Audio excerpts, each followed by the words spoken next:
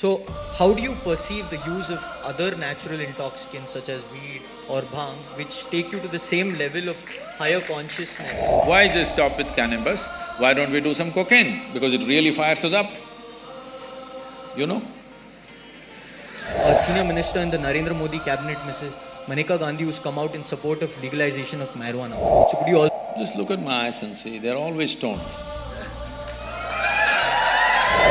He said, there are millions of cannabis receptors in our brain. Came up with this and said, the brain is expecting that you will produce cannabis within the system. It's not expecting you to smoke. Sadhguru, in one of your uploads on YouTube, you speak of an experience where you've consumed the cobra venom, and you describe this experience as something where one part of yourself felt like you were in a state of slumber, while the other part of you felt like you were in a higher level of brightness. So, how do you perceive the use of other natural intoxicants such as weed or bhang, which take you to the same level of higher consciousness, but the only difference lies in the means which are adopted in reaching that higher level of consciousness? So, why has the consumption of weed in India remained a stigmatized subject? And fortunately for us, we have a senior minister in the Narendra Modi cabinet, Mrs. Maneka Gandhi, who's come out in support of legalization of marijuana. So could you also tell us what your take is on whether or not marijuana should be decriminalized, given that there is enough evidence to suggest that there is medical benefits associated with the consumption of marijuana? Medical benefits are for those who are sick, isn't it?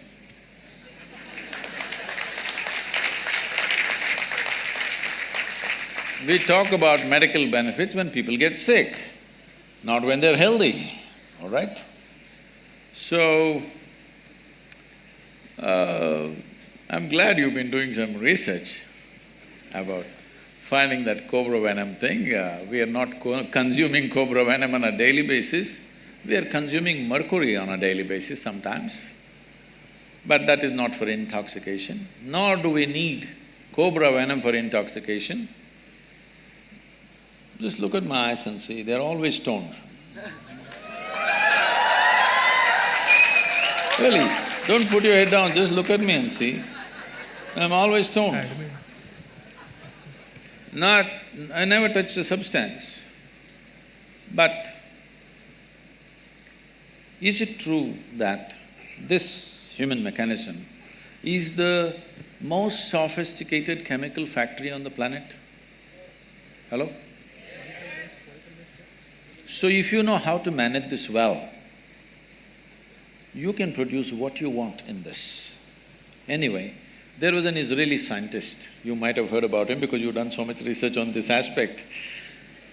He was doing research on cannabis and its impact on the neurological system.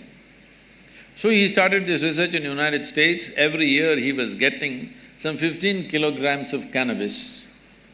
For almost 12–13 years he got this, and he produced no results. And in 1980s, when US drug agencies, the agencies which were working against the drug smuggling and stuff, they decided to not hit the suppliers but hit the market. So the street was burning with police action. At that time, the police and the agencies said, this guy is getting 13 kilograms per year. We have not seen any paper from him, it must stop. So they stopped. Then he moved to Israel and he showed what he has done, and they supplied marijuana for him as much as he wants. In about 4.5 years, he came up with this. He said, there are millions of cannabis receptors in our brain. But why? So he threw this information to all kinds of scientific disciplines to find out why in human brain there are millions of cannabis receptors. Well, naturally the anthropologist said maybe at some time the whole humanity was smoking but that's not possible because many parts of the world it doesn't exist. But even there, they have. After many things, many funny things happened around the world, in this context. Then the neurologist came up with this and said, the brain is expecting that you will produce cannabis within the system. It's not expecting you to smoke. It's expecting you produce that so that it becomes a mood equalizer for you all the time. But most human beings have become inefficient chemical factories, or they're just lousy CEOs managing a great factory. So they start smoking from outside. It's not a moral issue. It's not a moral issue for me. But the thing is, there is substantial studies which are being put down by those few activists who want to promote it. There is substantial studies to show that your decision-making, your certain dimensions of your brain, particularly about decision-making, are sufficiently suppressed. If you smoke marijuana for 30 days, this will last for 4 to 5 years. Your decision-making is clearly affected. With that kind of mind, with that kind of a brain, if you enter the court and I'm putting my life in your hands, I don't want a cannabis-smoking lawyer for me. I don't want a cannabis-smoking surgeon to work upon me. If he's just smoking on the street corner, not doing anything to anybody, it's his problem. But definitely I don't want my surgeon to be on marijuana and do surgery on me. Yes or no? Do you want? Nor do I want other drivers, because I drive at a certain speed, I don't want other drivers who are smoked out driving with me. I don't want. Nor do I want my driver ever, if at all if I sit in the back seat, to have smoked and then driving. If you want that, you choose, but we don't want that. Most people don't want that because they know what it'll lead to. So what we are looking at recreation, we have made it this way. What this means is essentially, today, 70% of the American population is on prescription medication, rest of the world is trying to catch up. Yes, rest of the world is trying to catch up. People are starting medicines very early on their life. The remaining 30%, of course, are going on things that you're talking about.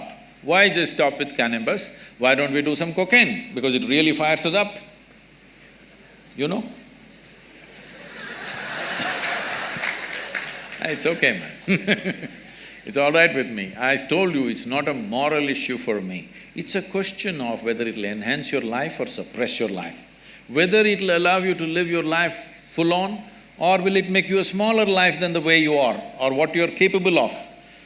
Nothing less than what you can do must happen in this life, isn't it? For whatever reason. Either because of your attitudes, or your stress, or your drug, or for whatever reason, you should not become a human being less than what you could be. You must maximize this life, because all you have in this life is how intense and profound is your experience of life, that's all there is. And half the time if you're dazed out, you will miss that possibility. But if you come to me, I can teach you a way. Simply you can sit here and be stoned out. No… Really. Not just me, I do this to any number of people, thousands of people, they just sit there and boom.